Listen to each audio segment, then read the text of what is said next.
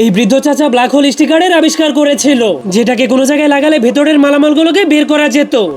আর তার এই আবিষ্কারের মাধ্যমে সে এক রাতের মধ্যেই পুরো পৃথিবীতে বিখ্যাত হয়ে গিয়েছিল।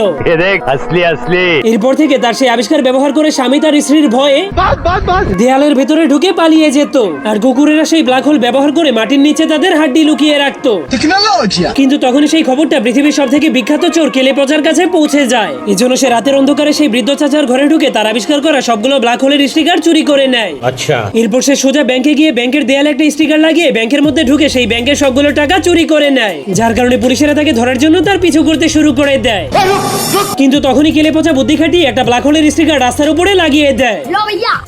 এরপর শহরে সবগুলো সোনা গয়না চুরি করে একটা গাড়িতে করে নিয়ে যেতে শুরু করে। কিন্তু সবকিছু চুরি করা শেষ হয়ে গেলে এবার সে বিয়ে করার জন্য একটা সুন্দরী মেয়েকেও চুরি করে নেয়।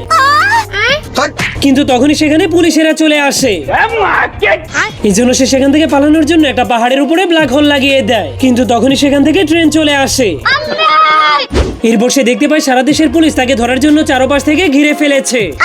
এই জন্য সে সেখান থেকে পালানোর জন্য জলদি করে দেয়ালের উপরে সর্বশেষ একটা স্টিকার লাগিয়ে দেয়। কিন্তু সে যেখানে পালিয়েছিল সেটাই ছিল একটা জেল।